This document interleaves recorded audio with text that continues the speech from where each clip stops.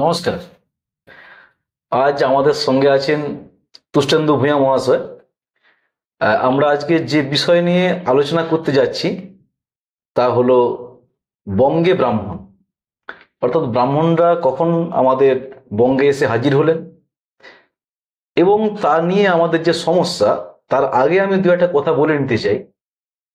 আমরা যে মানুষ হিসেবে যখন আমরা পৃথিবীতে এলাম, আমরা জানি সবাই যে আফ্রিকাতে ইথিওপিয়া যে অঞ্চল আছে সেখান থেকেই আমাদের হোমোস্যাপিয়েন্সের আবির্ভাব। হোমোস্যাপিয়েন্সের আবির্ভাবের সঙ্গে সঙ্গেই কিন্তু তারা আফ্রিকা ছেড়ে বেরিয়ে পড়েন, যেটা আমরা আউট অফ আফ্রিকা থিওরি বলি। আমরা মোটামুটি 60 থেকে 70,000 বছর আগে আফ্রিকা থেকে বিভিন্ন ধাপে ধাপে মানুষের পরিযান ঘটে। ভারতবর্ষ তখন তো এরকম কোনো একটা নির্দিষ্ট ভূখণ্ড ছিল না। তখন বিভিন্ন রাজ্য, তার পরবর্তী পর্যায়ে সাম্রাজ্য, তার পরবর্তী পর্যায়ে আমরা একটা ভারত ভূখণ্ড দেখি, দেশ নাম। সেই সময় আমরা দেখি যে ভারতবর্ষে 4টে বড় মহাপরিযান ঘটেছিল। তার মধ্যে একটা ঘটেছিল আরব থেকে, মানে আফ্রিকা থেকে আরব হয়ে ভারতবর্ষে। সেটা মূলত আমরা যেটা বিজ্ঞানীরা বলেন এবং ভাষাতত্ত্ববিদরা বলেন বা যারা নৃতাত্ত্বিক তারা বলেন যে দক্ষিণ ভারত ধরেই হয়েছিল। তারপরে যে পরিযানটা হয়েছিল, একটা বড় পরিযান, সেটা ঘটেছিল আমাদের মূলত ইরান থেকে, অর্থাৎ উত্তর পশ্চিম ভারত। আরেকটি হয়েছিল সেটা হচ্ছে আমাদের উত্তর পূর্ব ভারত, মানে মায়ানমার হয়ে ঘটেছিল। শেষ যে পরিযানটা হয়েছিল সেটা আমরা বলি ইউরেশিয়া থেকে। সেই ইউরেশিয়া থেকে হয়েছিল আজ থেকে প্রায় ধরুন 3 থেকে 4,000 বছর আগে। এখন যখন এরা আসছেন আমাদের এই দেশে, তারা সবাই কিন্তু একসঙ্গে এসে হাজির হয়ে যায়। আর এই প্রথম যে পরিযানের সঙ্গে পরবর্তী যে পরিযানের যে পার্থক্যগুলো ছিল সেটা হচ্ছে এই যে প্রথম পরিযানে আমরা দেখি যে ভারতবর্ষে যারা এসে হাজির হলেন তারা পুরুষ এবং মহিলা দুই সম্প্রদায় ছিল। কিন্তু পরবর্তী পর্যায়ে যে পরিযানগুলো আমরা দেখি সেখানে ম্যাক্সিমামই পুরুষরাই আসছে, কিন্তু মহিলারা কম আসছেন। এটা আমি বললাম কি করে?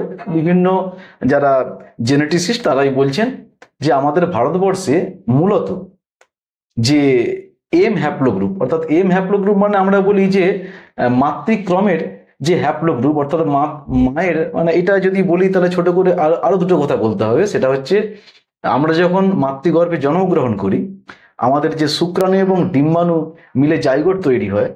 ডিম্বাণুর যে নিউক্লিয়াস এবং তার মধ্যে থাকে মাইটোকন্ড্রিয়া, আর শুক্রাণুর মধ্যে মাইটোকন্ড্রিয়াটা কিন্তু ডিম্বাণুর মধ্যে প্রবেশ করে না, সেটা নষ্ট হয়ে যায়। শুধু শুক্রাণুর যে নিউক্লিয়াসের মধ্যে ডিএনএ এবং তার প্রক্সিমাল সেন্ট্রিওলটা প্রবেশ করে। তাহলে আমরা কি দেখলাম যে মায়ের লাইন থেকে মাইটোকন্ড্রিয়াল ডিএনএ যে আছে তার যে জেনেটিক যে সমস্ত সংস্করণগুলো আছে, কিছু হয়তো পরিবর্তন হতে পারে মিউটেশনের ফলে, কিন্তু ম্যাক্সিমামটাই থাকে ইনট্যাক্ট কন্ডিশনে। তো আমরা দেখি ভারতবর্ষে যত মানুষ পাওয়া গেছে তাদের মাতৃক্রম অনুযায়ী আমরা দেখি যে 90% বা তার কিছু কম কিছু বেশি মানুষের মাতৃক্রমটা হচ্ছে 90% সেম, অর্থাৎ এম হ্যাপ্লোগ্রুপ। কিছু কিছু আছে এন এবং আর। কিন্তু যদি আমরা দেখি যে ওয়াই ক্রোমোজোম, যেটা বাবার দেহ থেকে আসে, ওয়াই হ্যাপ্লোগ্রুপের ক্ষেত্রে আমরা দেখি যে গোটা পৃথিবী জুড়ে 7টা হ্যাপ্লোগ্রুপ আছে। আমরা ভারতবর্ষে 4টে হ্যাপ্লোগ্রুপকে, মানে হ্যাপ্লোগ্রুপের প্রাধান্য দেখি। তার মধ্যে ধরুন একটা হচ্ছে এইচ হ্যাপ্লোগ্রুপ, একটা আর হ্যাপ্লোগ্রুপ, মানে R1 এ বলি আমরা, একটা ও হ্যাপ্লোগ্রুপ। এই যে R1 এ, এই হ্যাপ্লোগ্রুপটা মানে পুরুষ ক্রম, মানে আমরা বলি পিতৃক্রম। সেই পিতৃক্রমের যে হ্যাপ্লোগ্রুপ, এটা বলি আমরা আর্যদের থেকে এসেছে, অর্থাৎ যারা কিনা ওই ইরান এবং মানে যারা ইউরেশিয়া থেকে, যে স্টেপ অঞ্চল থেকে যারা এসেছেন আমাদের ভারতবর্ষে। এইটা গেল আমাদের একটা প্রাথমিক কথা। এখন এরপরে আমাদের ভারতবর্ষে আর্যদের আগমন, সেখান থেকে আমাদের বৈদিক ধর্ম, সেখান থেকে আমাদের ব্রাহ্মণ্যতন্ত্র আস্তে আস্তে করে যেভাবে প্রসার, এবং আমাদের এই যে পূর্ব ভারত, এই পূর্ব ভারতে কিভাবে ব্রাহ্মণ ধর্ম এলো, সেইটা নিয়ে আমরা তুষ্টেন্দু বাবুর সঙ্গে আজ আলোচনা করব। তো ওনার কাছে আমার প্রথম প্রশ্ন, যে বহু ঐতিহাসিক মনে করেন যে ব্রাহ্মণরা বঙ্গদেশে আর্যদের আগমনের শুরু থেকেই ছিলেন না। আর্যরা বঙ্গদেশে খ্রিস্টীয় 5ম ও 6ষ্ঠ শতাব্দী নাগাদ এদেশে আসেন, অথচ ঋগ্বেদে বঙ্গ বা বঙ্গদেশের উল্লেখ পাওয়া যায়। বঙ্গ এবং পুন্ড্র নামের দুটি জাতিরও উল্লেখ আছে। ঋগ্বেদের একটি স্তবের বঙ্গের উল্লেখ পাওয়া যায়। এটি ইঙ্গিত করে যে বঙ্গ বর্তমান বাংলা বা বাংলার অংশ বিশেষ তখন থেকেই পরিচিত ছিল এবং এর একটি ভৌগোলিক এবং সাংস্কৃতিক তাৎপর্যও ছিল। কাজেই ব্রাহ্মণরা পরে এসেছে এমন ভাবনার কারণটা আপনার কাছ থেকে আমরা জানতে চাই। এখন গ্রন্থে উল্লেখ আছে মানেই যে তারা এসে এখানে পাকাপাকি বসবাস শুরু করেছিল বা থাকতে শুরু করেছিল এমনটা না। আমি জায়গাটা চিনতেই পারি। ঋগ্বেদে উল্লেখ করা হয়েছে, জায়গাটা তারা চিহ্নিত করেছে, কিন্তু তারা প্রথম থেকে মানে ধরা যাক খ্রিস্টপূর্ব 1500 বছর আগে যখন তারা সিন্ধু সরস্বতী তীরে আসছে, তখন তো তারা বাংলায় আসছে না, কিন্তু সেই সময়ে যে গ্রন্থ লেখা হয়েছে তাতে বঙ্গের উল্লেখ আছে। তারা এই জায়গাটার অবস্থান জানতো। আচ্ছা, হ্যাঁ, কিন্তু এই বঙ্গবাসী যারা যারা বাংলাদেশে রয়েছে, যে তথাকথিত দ্রাবিড়িয়ান এবং অস্ট্রিক এবং আরো ভালোভাবে বলে যাদের প্রমাণ শুধুমাত্র যুক্তি নিগ্রবটু, এদের একটা অস্তিত্ব ছিল। এটা ছিল। আচ্ছা, তাহলে কিন্তু এবং তারা এই উল্লেখ থেকে বোঝা যাচ্ছে যে তারা এই জায়গাটার যে জনগোষ্ঠী সেটার একটা আলাদা পরিচিতিকে কিন্তু স্বীকৃতি দিচ্ছে। কিন্তু আর্য সংস্কৃতির যে বিষয়টা তার মধ্যে কিন্তু এই জনজাতি অন্তর্গত ছিল না, এরা এদের মতো করে সংস্কৃতি নিয়েছিল। আচ্ছা, তাহলে এই যে আপনি বললেন যে আর্যদের সংস্কৃতির অন্তর্গত ছিল না, তাহলে নিশ্চয়ই তারা একটা ভিন্ন সমাজ এবং সংস্কৃতির মানুষ ছিল। নিশ্চয়ই। তাহলে এই কথা আপনি বলছেন কোন রেসপেক্টে? কারণ কিছু কিছু গ্রন্থ পাওয়া যাচ্ছে প্রাচীন গ্রন্থগুলোতে, সেখানে দেখা যাচ্ছে যে এই বঙ্গদেশের মানুষগুলোকে তারা হীন দৃষ্টিতে দেখছে। তারা মনে করে যে এই পূর্ব অঞ্চলের মানুষগুলো বায়সের ভাষায় কথা বলে, অর্থাৎ তাদের কাছে দুর্বোধ্য বলে বিদ্রুপ করে বলে যে এরা কাকের মতো কথা বলে। এরকমও লেখা আছে যে বঙ্গদেশে যে নিম্নভূমি বদ্বীপ অঞ্চল যেটা তখনও সুগঠিত হয়নি সেটাকে তারা বলছে রসাতল। আচ্ছা, এমনকি এও দেখা গেছে যে এই 100-150 বছর আগেও দেখা যাচ্ছে যে বাঙালিদেরকে ওই উত্তর পশ্চিম ভারতের ব্রাহ্মণরা এক পংক্তিতে নিয়ে বসবে এমনটা তারা ঠিক সহ্য করতে পারে না। কোথাও যেন একটা অসুয়া থেকে যাচ্ছে। কাজে এটা বোঝা যাচ্ছে যে ওরা এই ভূখণ্ডের মানুষগুলোকে একটু হেয় করে, একটু এড়িয়ে চলতে চায় বা অপছন্দ করে, দূরে রাখতে চায়। এটাই।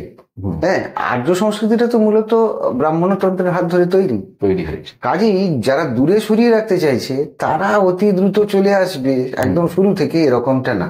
কাজেই ব্রাহ্মণরা যে পরবর্তী সময়ে বঙ্গদেশে উপস্থিত হয়েছে সেটা তো আর বলার অপেক্ষা রাখে না। আচ্ছা, তাহলে এটা যুক্তি আর কি। হ্যাঁ, যুক্তি, কিন্তু এটা তো তর্কের কথা যেটা আপনি বললেন, এবং যুক্তিরও কথা অবশ্যই, কিন্তু আমাদের তো যুক্তির পিছনে একটা তথ্য দরকার, প্রমাণ লাগবে। এটা সেই প্রামাণিক তথ্যটা কি আছে? প্রামাণিক তথ্য যেটা দেখা যাচ্ছে যে গুপ্ত সম্রাট যখন কুমারগুপ্ত, তিনি 436 খ্রিস্টাব্দ নাগাদ একটা ব্রাহ্মণকে ভূমি দান করছে। তাম্র শাসনে এটা পাওয়া যাচ্ছে যে অমুক ব্রাহ্মণকে দেওয়া হলো। এর 100-150 বছর বাদে ফরিদপুরে দেখা যাচ্ছে কিছু ব্রাহ্মণ জমি জমা নিয়ে বাস করছে। সেটা কত? খ্রিস্টীয় পঞ্চম বা ষষ্ঠ, 150 বছর পরে, মানে ষষ্ঠ। তা এই সময়টা দেখা যাচ্ছে তারা বাস করছে এবং তার প্রমাণও রয়েছে। অনেকে এটাকে জাল বলতে চান। জাল বললেও সেই সময়কার যে ভাষা রীতি, সেই সময়কার যে লিপি রীতি, সেগুলো দেখেও তো আমরা বুঝতে পারছি যে এটা প্রায় 1000-1200 বছর আগের হতে হবে।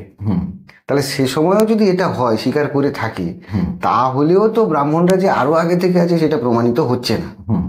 কেমন? মোটামুটি এই আর একটা জিনিস জানা যাচ্ছে যে এই বঙ্গ অঞ্চলে প্রায় 700 ঘর ব্রাহ্মণ বসবাস করতেন। এদেরকে বলা হয় সপ্তশতী ব্রাহ্মণ। আচ্ছা, কেমন? তা কাজেই এদেরকে অবশ্য এটাও ঠিক যে এই ব্রাহ্মণদেরকে উত্তর পশ্চিম ভারত যারা একদম বেদজ্ঞ ব্রাহ্মণ তারা ব্রাহ্মণ বলেই মনে করতো না। কেন মনে করতো না? কারণ ওরা বেদের বিশেষ কিছু জানে টানে না, বেদের রীতিনীতি কি এগুলো কিছু বোঝে না, তারা অবহেলার পাত্রই ছিল। আচ্ছা, কেমন? তাহলে কি মানে সেই সময়কার যে পরিস্থিতিটা তাহলে যদি আপনি একটু বলেন। এখন এর উত্তরটা পেতে গেলে পরিস্থিতি তাহলে কি ছিল? ব্রাহ্মণরা ছিল না, তাহলে কারা কিভাবে ছিল? এটা একটা বড় প্রশ্ন। এটা জানতে গেলে মোটামুটি হিউয়েনসাংয়ের বিবরণের একটা আশ্রয় নিতে হবে। তার লেখা থেকে মোটামুটি জানতে হবে এবং সেটা যুক্তি দিয়ে সাজাতে হবে। মোটামুটি ভাবে 629 খ্রিস্টাব্দ থেকে 645 খ্রিস্টাব্দ পর্যন্ত, মানে মোট 16 বছর হিউয়েন সাং ভারতবর্ষে ছিলেন। তার লেখা থেকে জানা যাচ্ছে যে বঙ্গদেশে প্রায় 1 লক্ষের বেশি বৌদ্ধ বসবাস করত। আচ্ছা, এখন 1 লক্ষ, তাহলে তো 1 লক্ষ বৌদ্ধ, তাহলে আর কি না, ব্যাপারটা সেরকম না। এই বৌদ্ধদের এর সঙ্গে জৈনরাও ছিল। হ্যাঁ, তো কাজী এই বৌদ্ধদের একটা নিয়ম ছিল। নিয়ম হচ্ছে যে বৌদ্ধ হবে, বৌদ্ধ সন্ন্যাসী হবে, সে একদিনে মাত্র 3টে ঘরে ভিক্ষা চাইতে পারবে। আচ্ছা, এবং সেই ভিক্ষা দিয়ে তার সারাদিন চালাতে হবে। আচ্ছা, আবার যার বাড়িতে সে ভিক্ষে করবে, পরের 1 মাস তার বাড়ি যাবে না। আচ্ছা, তাহলে এইবার প্রতিদিনের যদি পেট চালাতে হয় বা ভিক্ষা করে চালাতে হয়, তাহলে তাকে কমসে কম 90 জন বৌদ্ধ গার্হস্থ মানুষ জোগাড় করতে হবে, যে বৌদ্ধ ধর্মকে বিশ্বাস করে। আচ্ছা, তাহলে একজন সন্ন্যাসী হওয়ার স্বীকৃতি মানে পাবে তখনই সে যখন নিজের প্রভাব খাটিয়ে বা নিজের মতাদর্শে এনে 90 থেকে 100 জনকে অন্তত সে নিজের মতাদর্শে আনতে পারবে, তবেই তো তার বাড়িতে গিয়ে সে ভিক্ষা পাবে, যা তার বাড়িতে পাবে না। তাহলে সেইটা হিসেব করলেও দেখা যাচ্ছে এই বঙ্গদেশে প্রায় 1 কোটি মানুষ কমসে কম আর কি বৌদ্ধ ধর্মাবলম্বী ছিলেন। আচ্ছা, এবার কেন তাহলে ওই যে সপ্তশতীর কথা বললাম ব্রাহ্মণ, কাজে এই 700 ব্রাহ্মণ এরা কিন্তু সামাজিকভাবে তেমন কোনো গুরুত্ব পেত না, কাজে কর্মে ডাক পাচ্ছে না, ফলে এরা সেই রীতিনীতিগুলো আর পালন করতে পারছে না। ফলে এরা সেই রীতিনীতি সম্পর্কে, মানে বৈদিক রীতিনীতি সম্পর্কে একেবারে অনভ্যস্ত হয়ে পড়ছে। আস্তে আস্তে তারা ভুলে যাচ্ছিলেন, কেউ তাদের গ্রাহ্যও করছিল না। আসলে পুঁথিপত্র ঘাটলে দেখা যাবে ওই সময়টা গোটা ভারতবর্ষ জুড়েই কিন্তু এইরকম একটা পরিস্থিতি তৈরি, বৌদ্ধ ধর্মের একটা বিরাট প্রসার ঘটছে। এটাই হচ্ছে। কিন্তু আমরা তো এটাও তো জানি যে ওই সময়টা আমাদের বৌদ্ধ ধর্মের মধ্যে হিনজান মহাজানের যে একটা ভাগ হয়েছে। আবার এটাও ঘটনা যে ওই যে প্রায় ধরুন 1000 বছর বললেন আমাদের বাংলায় বৌদ্ধ ধর্ম ছিল, তো সেই বৌদ্ধ ধর্মের যে একটা মানে বৈষম্য বিরোধী একটা ভাব ছিল, একটা সমাজতান্ত্রিক ভাব ছিল, এই ভাবগুলো থেকে এই ব্রাহ্মণ্যবাদের রমরমা তাহলে বাড়লো কি কারণ? এই যে হীনযান মহাযান, তার মানে কি একটা তাত্ত্বিক দ্বন্দ্ব। তাত্ত্বিক দ্বন্দ্ব আছে মানে কিন্তু তাদের একটা অগ্রগতির পথ, কোনো একটা শাখা হয়তো ভুল করতে পারে, কিন্তু কালক্রমে দেখা গিয়েছিল এটা যে বৌদ্ধরা ব্রাহ্মণ্যতন্ত্রের খপরে পড়ে যাচ্ছিল। তারা মূর্তি পুজো করছিল, শেষকালে সেটা পুরো তন্ত্রমন্ত্রের দিকে চলে যায়, এভাবে এগিয়ে যাচ্ছিল। কালচক্রযান, বজ্রযান, এই তান্ত্রিকতা একটা চলে আসছিল। এটা হলো কেন? বিষয়টা হচ্ছে 7ম শতক নাগাদ, মানে কনৌজে ব্রাহ্মণদের মধ্যে শ্রেষ্ঠ নেতা হচ্ছেন কুমারিল ভট্ট। তিনি অনেক মীমাংসা সূত্র লিখেছেন। একজন প্রবল পরাক্রান্ত ব্রাহ্মণ তিনি, এবং সেই সময় কনৌজে যিনি শাসক তিনিও একজন ব্রাহ্মণ্যবাদী শাসক। তিনি হচ্ছেন চন্দ্রদেব। কনৌজ এলাকাটা 2টো ভাগে ভাগ ছিল। একটা হচ্ছে মূল কনৌজ, আর তার একটা অংশবিশেষ কোলাঞ্চ। এই 2টো এরিয়া শাসন করছে চন্দ্রদেব এবং তার ভাই বীরসিংহ। কোলাঞ্চর হচ্ছে বীরসিংহ। এবার এই চন্দ্রদেবের জামাই হচ্ছে আমাদের বাংলার আদিসুর। এই আদিসুর সম্পর্কে একটা ঘটনা আছে, কারণ ইতিহাসের কোনো সাক্ষ্য প্রমাণ, কোনো কাগজপত্র আদিসুর নামটাকে গুরুত্ব খুঁজে পাচ্ছে না। শেষ পর্যন্ত ঐতিহাসিকরা নিজেদের মধ্যে তর্কাতর্কি করে একটা সমাধানে এসেছিলেন যে আসলে রাজা জয়ন্ত তিনি হচ্ছেন আদিসুর। আচ্ছা, তো সেই আদিসুর মানে সেই সময়কার বাংলায় 2টো শহর ছিল খুব বিখ্যাত। একটা হচ্ছে পৌণ্ড্রবর্ধন। এই পৌণ্ড্রবর্ধন নামটা থেকেই বোঝা যাচ্ছে যে পৌণ্ড্র অর্থাৎ বাঙালি জাতি যে আগে কৌমে বিভক্ত ছিল, করবট, শবর, পৌণ্ড্র, ডোম, এরকম ছোট ছোট কৌমে বিভক্ত ছিল। তার মধ্যে অন্যতম হচ্ছে পৌণ্ড্র। এই পৌণ্ড্রদের যে বসবাস ছিল সেই জায়গাটা হচ্ছে পৌণ্ড্রবর্ধন, অর্থাৎ তাদের যে একটা প্রভাব ছিল। এরা সম্ভবত অস্ট্রিক জনজাতিরই অন্তর্গত ছিল। আচ্ছা, আর একটা হচ্ছে তাম্রলিপ্তি, মেদিনীপুরে যেটা, আর পৌণ্ড্রবর্ধনটা হচ্ছে মালদহ। তো তাম্রলিপ্তি এটা হচ্ছে দামলিপ্তি। দামলিপ্তি কথাটা দেখে মনে বোঝাই যায় যে এখানে তামিলদের একটা প্রভাব ছিল। এই 2টো বড় শহর। যাই হোক, আমাদের বঙ্গের যে রাজা তিনি হচ্ছেন ওই জয়ন্ত। তার এখন ছেলেপুলে হচ্ছিল না। আচ্ছা, এটা বিদ্যাসাগরের যে লেখাগুলো তাতেও বোঝা যায় যে কিভাবে ব্রাহ্মণরা এলো, সেগুলো সব লেখা রয়েছে। সেই ছেলেপুলে হচ্ছে না বলে কনৌজ থেকে মানে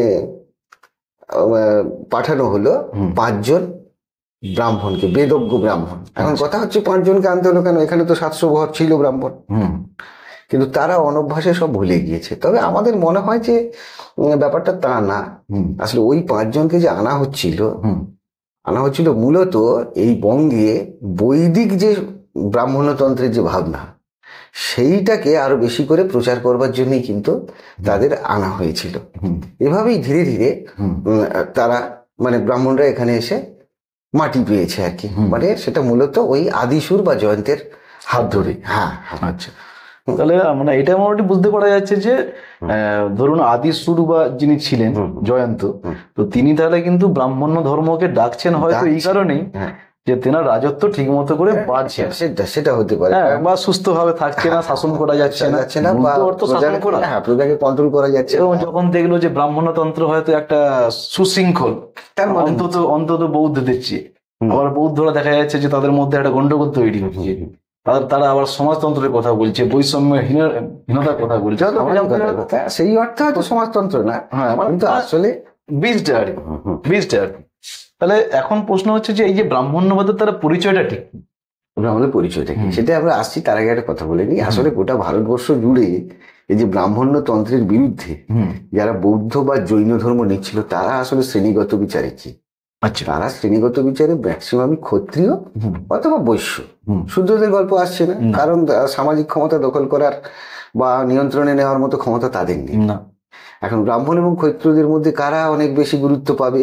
ব্রাহ্মণরা তাদের স্মৃতিশাস্ত্র ইত্যাদি ইত্যাদি শাস্ত্র দেখিয়ে নিজেদেরকে শ্রেষ্ঠ দাবি করছে, ক্ষত্রিয়রা দেখাচ্ছে তারা দেশকে রক্ষা করে। তাহলে কে শ্রেষ্ঠ? বৈশ্যরা দেখাচ্ছে আমরা অর্থনৈতিক দিক থেকে সাহায্য করি, কে শ্রেষ্ঠ? ফলত ব্রাহ্মণ্যবাদের বিরুদ্ধে দাঁড়ানোর জন্য এরা একটা মূল স্তম্ভ হয়ে গিয়েছিল। ফলে যাদের হাতে অর্থ আছে, যাদের হাতে ক্ষমতা আছে, তারা যেটা নেবে সাধারণ মানুষ সেদিকেই আস্তে আস্তে যেতে শুরু করবে। ফলে ব্রাহ্মণ্যবাদের সঙ্গে একটা বিরোধিতা শুরু হয়ে গিয়েছিল। আবার পরবর্তী সময় দেখা যাচ্ছে এই ব্রাহ্মণ্যবাদের যে ভাববাদী কথাবার্তা আছে, সেটা দিয়ে প্রজাকে দারুণভাবে দাবিয়ে রাখা যায়, জন্মান্তরের বাদের কথা বলা যায়, এগুলো বললে টললে প্রজাদের শান্ত রাখা যায়। ফলে তখন ব্রাহ্মণ্যবাদকে প্রয়োজন হয়ে পড়ছে। সম্ভবত হয়তো জয়ন্ত বা আদিসুর সেরকম কিছু ভেবেছিলেন, এজন্যও আনতে পারেন, কোনো ঠিক জানা যায় না। এখন যাদেরকে আনলেন তাদের পরিচয়টা কি, এই ব্যাপারে দুটো মত আছে। একটা হচ্ছে বারীন্দ্র মত, মানে বরেন্দ্রী মত, আর একটা হচ্ছে রাঢ়ী মত। বরেন্দ্রী মানে পদ্মার ওপারে, আর রাঢ়ী মানে পদ্মার এপারে। সেগুলো কেন রাঢ়ী বরেন্দ্রী ব্রাহ্মণ এলো সব কথায় পরে আসছে। কারা এলো? বরেন্দ্র মতে হচ্ছে ক্ষিতীশ, তার গোত্র হচ্ছে শাণ্ডিল্য। তিথি মেধা ব্রাহ্মণ, তার নাম, গোত্র হচ্ছে ভরদ্বাজ। বিতরাগ গোত্র হচ্ছে কাশ্যপ্য। সুধানিধি গোত্র হচ্ছে বাৎসব।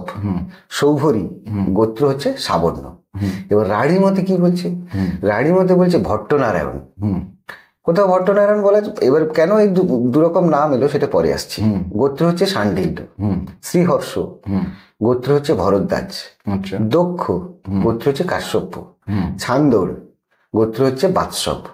বেদগর্ভ গোত্র হচ্ছে সাবর্ণ। এখন দুরকম নাম হলো কেন সেটাও বলে রাখি। সেটা হচ্ছে ব্রাহ্মণদের মধ্যে দেখা যায়, এটা আমাদের যাদের কুষ্টি টুষ্টি হয় তাদের দেখা যায় যে ব্রাহ্মণদের দুটো নাম থাকে, একটা সামাজিক নাম থাকে, আর একটা তার সেই মন্ত্র যে নিচ্ছে সেই লগ্ন রাশি ধরে একটা নাম থাকে। এটা আমাদের কুষ্টি লক্ষ্য করলে দেখা যায়। এখন কেউ বলে যে এরা ওই সামাজিক নামটাকে নিয়েছে, কেউ বলে না কুষ্টি নাম নিয়েছে, এই জন্য দুটো তালিকায় দুরকম নাম দেখা যাচ্ছে। আসলে এরা সব একই ব্যক্তি, গোত্র দেখলেই বোঝা যাচ্ছে যে একই গোত্রের। এইটা হচ্ছে ব্যাপার। তাহলে গোত্র ব্যাপারটা তাহলে গোত্র ব্যাপার হচ্ছে যে ঋষির বংশধর, মানে বিখ্যাত কোনো ঋষি, তার যে বংশধর হবে সে তার সেই বিখ্যাত ঋষির নাম ধরেই নিজের গোত্রটাকে ঠিক করবে। যে ঋষির যে বংশধর সে সেই গোত্র। কেমন? ব্রাহ্মণদের মধ্যে হচ্ছে আগে যেটা বললাম যে দুটো নাম থাকে, একটা প্রকাশ্য নাম, অপরটা পূজার সংকল্পের নাম। হ্যাঁ, এই জন্যই কিন্তু ওদের ভেদটা হচ্ছে নিজেদের মধ্যে। তা এদের হচ্ছে কিছু নিয়ম মানতে হতো। এই যে ব্রাহ্মণগুলো এসেছিল এদের বেশ কিছু নিয়ম মানতে হতো। তার 4টে খুব মজার নিয়ম। এক, তারা সেলাই করা কোনো বস্ত্র পরতে পারবে না। এই জন্যই সম্ভবত আমি দেখি ব্রাহ্মণরা সাধারণত লুঙ্গি টুঙ্গি পরে না, ধুতি পরে, কারণ ওদের নিয়ম আছে। হ্যাঁ, আমি দেখেছি কোনো ব্রাহ্মণ সাধারণত লুঙ্গি পরে না। দুই, আমি ব্যতিক্রম। আরেকটা জিনিস দেখেছি যে কিন্তু এখন পরে, যেটা হচ্ছে চামড়ার জুতো পরতে পারবে না। কাঠের ঘর যেন পূজারীদের দেখা যায় খটখট খটখট করে গরম করছে, পান চিবোতে পারবে না। আচ্ছা। আর চার হচ্ছে অশ্ব বা অশ্বেতর পশুর পিঠে চাপবে না। আচ্ছা। এছাড়া অন্য যা সকাল সন্ধ্যে কি আহ্নিক করবে, কিভাবে মুখ প্রক্ষালন করবে, এইসব আরো নানা আচার বিষয় নিয়ম রয়েছে। কোন মুদ্রায় আঙুল দুটোকে ধরে পুজো করবে, এসব ব্যাপার স্যাপার আছে, সেগুলো যাচ্ছে। এবারে আমি আপনাকে দুটো ছোট প্রশ্ন করবো। একটা হচ্ছে যেটা বললেন যে ঋষির বংশধর সেটা তার গোত্র। এখানে কিন্তু আমাদের মধ্যে একটা হয়, প্রশ্ন আসে যে ঋষি এবং মুনি এই দুটোকে কিভাবে আমরা প্রভেদ করবো। দু নম্বর হচ্ছে যে এই যে কথাগুলো বললেন, এখান থেকে আমরা দেখি যে পুত্রেষ্টি যজ্ঞ একটা হতো। এই পুত্রেষ্টি যজ্ঞ কোথায় হয়েছিল এবং তার কারণগুলো কি, সেটাও যদি আপনি একটু। ঋষি বলতে মানে এখনকার দিনে যার পিএইচডি কমপ্লিট হয়ে গেছে, আচ্ছা, মানে যে একটা থিসিস বের করে ফেলেছে, আচ্ছা, সে হচ্ছে ঋষি। আর মুনি মানে যার পিএইচডি চলছে, মনন করছে, সম্পূর্ণ করতে পারেনি, আচ্ছা, তারা হচ্ছে মুনি।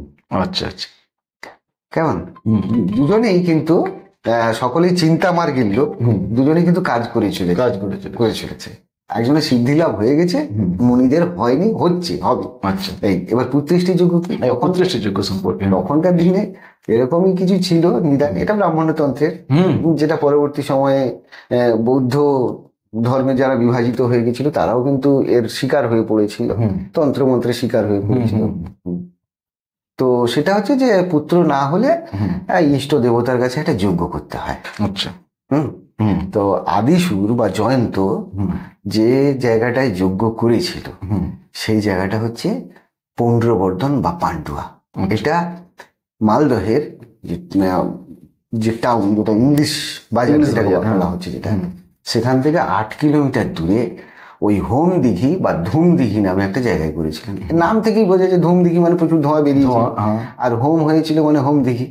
তার দিঘি কেন বলা হচ্ছে না, প্রচুর কাঠ পোড়ানো হয়েছিল, মানে শ্রমিক তাতে দেওয়া হয়েছিল, প্রায় দিঘির মতো একটা গর্ত খুঁড়ে সেই যজ্ঞ হয়েছিল।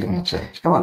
সেই জন্য এর নাম হোম দিঘি বা ধুম দিঘি। অনেকে অবশ্য বলেন যে ধুম কথাটা পরে ধনী লোক হয়ে গিয়ে হোম দিঘি হয়েছে, ব্যাপারটা সেটা হতে পারে, নাও হতে পারে, কিন্তু দুটো নামেরই একটা অর্থ আছে। তাহলে এই যে পুত্রেষ্টি যজ্ঞ তাহলে যে আমাদের করা হলো, যারা করলেন, তার ফলাফলটা তাহলে কি দাঁড়ালো? আচ্ছা, আদিসুর মানে কি দাঁড়ালো, ব্যাপারটা হলো। হ্যাঁ, এবারে আমি আগেই বলি ব্রাহ্মণদের যে 4টি নিয়ম পালন করতে হবে, সেলাই করা কাপড় পরবে না, ঘোড়ার পিঠে বা ঘোড়ার মতো কোনো জীবের পিঠে চলবে না। এখন ওদিকে কুমারিনী ভট্ট আর তার শিষ্য ভবভূতি, তারা ওই 5 জনকে চয়েস করে পাঠিয়েছে যে এরাই উপযুক্ত প্রোপাগান্ডিস্ট হতে পারবে। তারা এলো কি না, ফতুয়া পরেছে, যা কিনা সেলাই করা কাপড়, উঠেছে ঘোড়ার পিঠে চেপে, তারা আসছে। এইটা যখন চররা এসে খবর দিলে যে ওই 5 ব্রাহ্মণ আপনার কাছে আসছে, মানে আদিসুরকে বলছে এরা তো ঘোড়ায় চড়ে আসছে, তখন আদিসুরের মনটা খারাপ হয়ে গেছে, বলছি ব্রাহ্মণদের তো এসব করার কথা নয়, এরা কারা এসছে? তাই তিনি বললেন তাহলে এরা বৈদিক ধর্ম মানে না, তা ওরা আসলে ওদেরকে ওই সাধারণ অতিথিদের মতো ট্রিট করবে, অতিথিশালায় রাখবে, যখন আমার সময় হবে আমি তখন দেখা করবো। আচ্ছা। ওদিকে 5 ব্রাহ্মণ এসে হাজির হয়েছে, এসে শুনলো কি না রাজামশাই যখন সময় হবে তখন তিনি দেখা করবেন। শোনার মাত্রই তাদের রাগ হয়েছিল কিনা সেটা জানা যায় না, যাই হাতে যে আশীর্বাদ করবার জন্য যে জলটা এসে সেইটা সেটা ছুঁড়ে ফেলে দেয়। ফলে শুকনো ডালে গিয়ে পড়ে এবং তার থেকে সবুজ পাতা সঙ্গে সঙ্গে গজিয়ে ওঠে। এই খবরটা রাজার কাছে যাওয়ার সঙ্গে সঙ্গে রাজা হন্তদন্ত হয়ে ছুটে আসেন এবং তাদের যথেষ্ট সমাদর করে বসান। পুত্রেষ্টি যজ্ঞ হয় এবং যথাসময়ে পুত্র হয়েছে, আদিসুরের সন্তান হয়েছে। তারপর এরপরের ঘটনাটা হচ্ছে মজার। আনন্দ করে তো বঙ্গদেশে এসেছে, খুব খাতিরে আছে, কিন্তু ঘটনাটা কি ঘটলো, ফিরে আর যেতে পারছে না। আচ্ছা। কেন আগেই বলেছিলাম যে এই বঙ্গদেশ সম্পর্কে সবার ওদের একটা অসুয়া আছে। বঙ্গদেশে কোন রকম মানে তীর্থ ছাড়া অন্য কোনো কারণে গেলে প্রায়শ্চিত্ত করতে হয়। আচ্ছা। তা ওরা তো তীর্থ করতে আসেনি, বঙ্গদেশে এসেছে, পুত্রেষ্টি যজ্ঞ করতে এসেছে, তীর্থ তো করতে আসেনি। ফলে ওখানে গেলে ওখানে আর ওরা উপযুক্ত ব্রাহ্মণের মর্যাদা পাবে, মানে ব্রাহ্মণ্য থেকে ওরা পতিত হলো। আচ্ছা। তাই এরা তো যেতে পারছে না ফিরে। যত বড় তুমি মুনি ঋষি হও না কেন, যত তোমার পিএইচডি থাক না কেন, তাতে কি এলো গেল, তোমার তো ধর্ম চলে গেছে। তখন আদিসুর তাদের জায়গা দিলেন। তবে আমাদের মনে হয় এটা যে সম্ভবত ওইসব কারণটা না, ওগুলো বাইরে ছেঁদো যুক্তি। আসলে এদেরকে দিয়ে এখানে যে ব্রাহ্মণ্যতন্ত্রের বিস্তার ঘটাতে হবে, বৌদ্ধতন্ত্রকে নিকেশ করতে হবে, তার জন্যই বোধহয় এদেরকে রেখে দেওয়া হয়েছিল, যাতে করে এরা ভালোভাবে ব্রাহ্মণতন্ত্রের বিস্তার ঘটাতে পারে এবং নিজে জায়গা জমি দিচ্ছেন, কে কোথায় থাকবে তার ব্যবস্থা করলেন। এই যে আমাদের যারা ধরুন যারা ব্রাহ্মণতন্ত্রের প্রচারক হিসেবে ঢুকছেন, হ্যাঁ, তারা মূলত উত্তর পশ্চিম ভারত হয়ে মানে আসছেন, ওই কনৌজ অঞ্চল থেকে আসছেন, কনৌজ অঞ্চল থেকে আসছেন। এবং তারা হয়তো আমাদের এই যে বাংলা তথাকথিত এছাড়াও কিছু দাক্ষিণাত্যের ব্রাহ্মণ ছিলেন, কিন্তু তাদের ততটা ভূমিকা জানা, মূলত এই 5 জন কিন্তু এসে হাজির হয়েছে। এবং আমারও তাই মনে হয় যে এই যে যারা আসছেন ব্রাহ্মণ ধর্মের প্রচার করতে, ওদেরও ইচ্ছে আছে ব্রাহ্মণতন্ত্র এখানে, আর ওদেরও ইচ্ছা আছে যদি একটা বেশ কি বলবো মানে স্থিতিশীল এবং শক্তিশালী একটা ধর্ম থাকে, তাহলে আমারও মোটামুটি। তার থেকে বড় কথা, রাজ আনুকূল্য পাচ্ছি, খাওয়া পরে চিন্তা নেই। তাহলে এখন প্রশ্ন হচ্ছে, এই যে যারা আসছেন এদের তাহলে কাকে কোন জায়গা দিলে? ক্ষিতিশ ওনাকে দেওয়া হলো মানভূম বা পুরুলিয়া অঞ্চলটাকে, আচ্ছা কিছুটা অঞ্চল দেওয়া হলো। তার চতুষ্পাঠী তৈরি হচ্ছে কিন্তু কালীঘাটে। আচ্ছা, কালীঘাটে। আচ্ছা, তার সন্তান সংখ্যা 16। আচ্ছা, আমরা কাদের গাল দিই এবার একটু ভাবতে হবে। হ্যাঁ, এখন তার ছেলের সংখ্যা 12। আচ্ছা, বিতরাগ বীরভূমি পেল। তার হচ্ছে চতুষ্পাঠী ভতিপুর মালদহ, তারও সন্তানের সংখ্যা 16। আচ্ছা, সুধানিধি হরিকোটি মেদিনীপুর। আচ্ছা, তার চতুষ্পাঠীটা হচ্ছে ত্রিবেণী অঞ্চল। আচ্ছা, তার সন্তান সংখ্যা 8। আচ্ছা, তিথি মেধা বাঁকুড়া কঙ্কগ্রাম, চতুষ্পাঠী অগ্রদ্বীপ অঞ্চল বাঁকুড়ায়, তার সন্তান সংখ্যা একটু কম, 4টি। সৌঘরী সেটা হচ্ছে বটগ্রাম বর্ধমান, চতুষ্পাঠী হচ্ছে গুপ্তিপাড়া হুগলিতে। মানে থাকছে এক জায়গায়, চতুষ্পাঠী করছে আরেক জায়গায়। মানে কি, যেসব অঞ্চলে ছেলেপুলে পড়িয়ে মোটামুটি ব্রাহ্মণতন্ত্রের উপযুক্ত করতে পারবে, সেসব জায়গাগুলোতে থাকছে কিন্তু। পরে এদের এই যে ছেলেপুলে, তার মানে 56 জন ছেলেপুলে, 56 জন ছেলেপুলে রাজানুকূল্যে 56টা গ্রাম পাচ্ছে। পরবর্তী সময়ে এই গ্রামের বাসিন্দা হিসেবেই নিজেদের পরিচয়টা দিচ্ছে, উমুক গাঁই, গাঁই মানে গ্রাম, উমুক গ্রামের ব্রাহ্মণ আমি, এই গাঁই পরিচয়টা পাচ্ছে তারা। এবং পরবর্তী সময়ে এরা যে শাসক এসেছে তার অধীনেই কিন্তু উচ্চ পদগুলো গ্রহণ করেছে, অবশ্যই বুদ্ধিজীবী পদগুলো। সে স্বাভাবিক, তারা পড়াশোনা করেছে, তার যোগ্যতা আছে, এটা নিয়ে তো কোনো প্রশ্নই নেই। কারণ তার বাড়ির একটা ঘরানা আছে, পড়াশোনার বুদ্ধির চর্চা আছে, মগজের চর্চা আছে, ফলে এরা কিন্তু চাকরি বাকরি পেয়েছে, কাজকর্ম পেয়েছে, এবং যে জীবিকা পেয়েছে সেই অনুসারে কিন্তু তাদের পদবিগুলো ঠিক হয়েছে। যেমন হিন্দু উপাধি হচ্ছে ভট্টাচার্য, চক্রবর্তী, রাজগুরু। আবার মুসলিম আমলে হচ্ছে কি মজুমদার, সরকার, কারকুন, এরকম পদবি হচ্ছে। আবার ইংরেজ আমলে রায়, চৌধুরী, একই সঙ্গে রায় চৌধুরী দুটোই হচ্ছে। এইভাবে ওদের পদবিগুলো তৈরি হয়ে গেছে। তাহলে এই যে ব্রাহ্মণ্য তাহলে যারা আসছেন তাদের মধ্যে ভাগ হলো রাঢ়ী এবং বারেন্দ্রী। তাহলে এই ভাগটা বা এই রাঢ়ী ব্রাহ্মণ এবং বারেন্দ্রী ব্রাহ্মণের বিষয়টা এটা তো বিজ্ঞানের অদ্ভুত কথা। আমি ভালো তুমি খারাপ, আমরা কজন ভালো, ওরা সব খারাপ। এই যত ছেলেপুলে হয়েছে, তাদের যত সম্পত্তি হয়েছে, সম্পত্তি ভাগাভাগি হচ্ছে, তখন কিন্তু ঝামেলা শুরু হয়ে যাচ্ছে, ঝগড়াঝাটি হচ্ছে। এই যে বিবাদ তৈরি হচ্ছে, এর ফলে একদল কি করছে, উত্তরবঙ্গের দিকে চলে যাচ্ছে। সেটা হচ্ছে রাজশাহী, বগুড়া, রংপুর, পাবনা। এই স্থানগুলো বরেন্দ্রভূম নামে পরিচিত। সুতরাং এরা বারেন্দ্রী ব্রাহ্মণ নামে পরিচিতি লাভ করলেন। আর পদ্মার এপারটায় যারা থাকছেন, মানে নিচের দিকে যারা থাকছেন, তারা হচ্ছেন রাঢ় অঞ্চলের ব্রাহ্মণ, তারা রাঢ়ী নামে পরিচিত হচ্ছেন। তা এদের সম্পর্কে যখন আদমশুমারি হলো, বল্লাল সেন করলেন, তখন দেখছেন যে মোটামুটি 350 ঘর রাঢ়ী ও 450 ঘর বারেন্দ্রী ব্রাহ্মণ এই বঙ্গভূমিতে রয়েছে। এর উপর সপ্তশতী মানে 700 ব্রাহ্মণের, কিছু পাশ্চাত্য, কিছু দাক্ষিণাত্য ব্রাহ্মণ, মোট সব মিলিয়ে প্রায় 2000-এর কাছাকাছি ব্রাহ্মণ সংখ্যা ছিল। মানে এই হচ্ছে তখনকার একটা আদমশুমারিতে ব্রাহ্মণদের। রাঢ়ী এবং বারেন্দ্রী। তাহলে এবার এখানে আরেকটা জিনিস আছে, সেটা হচ্ছে কুলীন ব্রাহ্মণ। কুলীন ব্রাহ্মণ, এর একটা সুন্দর গল্প আছে। যখন রাঢ়ী ব্রাহ্মণদের মধ্যে একটা ঝগড়াঝাটি শুরু হলো, কারা শ্রেষ্ঠ ব্রাহ্মণ, কে শ্রেষ্ঠ ব্রাহ্মণ। তা তখন বল্লাল সেনের কাছে বিচার গেল। তখন তো এরকম ব্যাপার ছিল, রাজা যদি আজ থেকে বলে দেন যে এই হচ্ছে শ্রেষ্ঠ ব্রাহ্মণ, একে আগে ক্ষমতা দেওয়া হলো, ব্যাস সে তখন জাতে উঠে গেল, সে তখন একটা ভালো ব্রাহ্মণ হিসেবে, মানে তার গোষ্ঠীটা গোটা একটা বিরাট খ্যাতি পেতে শুরু করে, আলাদা খাতির পেতে শুরু করে। যাই হোক, বল্লাল সেন কি করলেন, সবাইকে ডাকলেন যে তোমরা সবাই এসো, রাজ দরবারে দেখাশোনা হবে, আচ্ছা কে শ্রেষ্ঠ আমি বিচার করবো। তো একদল কি করলো, হুড়মুড় করে 7 সকালে গিয়ে কোন রকমের আর্নিক সেরেছে কি সারেনি, গিয়ে উপস্থিত হয়ে গেল। আর একদল গেল দুপুরের দিকে, তারা কিছুটা কাজকর্ম সেরে গেছে। আর একদল সব কাজ বাজ সেরে একদম সবার শেষে বিকেলের দিকে গিয়ে হাজির হয়েছে। বল্লাল সেন বলেন এরাই হচ্ছে প্রকৃত ব্রাহ্মণ, কুলের যা যা আচরণ আছে সব পালন করে এসছে, আচ্ছা তাই এরা কুলীন ব্রাহ্মণ। যারা মাঝে এসছে তারা হচ্ছে ভঙ্গ কুলীন, আচ্ছা হ্যাঁ, আর যারা আছে তারা এমনি ব্রাহ্মণ হয়ে রইল। আচ্ছা, এই রাঢ়ী এবং বারিন্দ্রী ব্রাহ্মণদের মধ্যে প্রায় কিন্তু ঝগড়া লেগে থাকতো, মানে সবাই সবার একটা ভুল ধরছে আর কি। যেমন এরকম যে বারিন্দ্র ব্রাহ্মণরা রাঢ়ীদের বলতেন যে এরা মুখে মিষ্টি, কাজের বেলা অষ্টরম্ভা। আবার রাঢ়ীরা বলতো বারিন্দ্রী ব্রাহ্মণদের মাথায় এত বুদ্ধি যে মাথায় পেরেক ঢোকালে স্ক্রু হয়ে বেরিয়ে আসবে, এরকম নিজেদের মধ্যে আছে। এদের মধ্যে শেষকালে কিন্তু বৈবাহিক সম্পর্কটা একবার প্রায় বন্ধই হয়ে গেছে।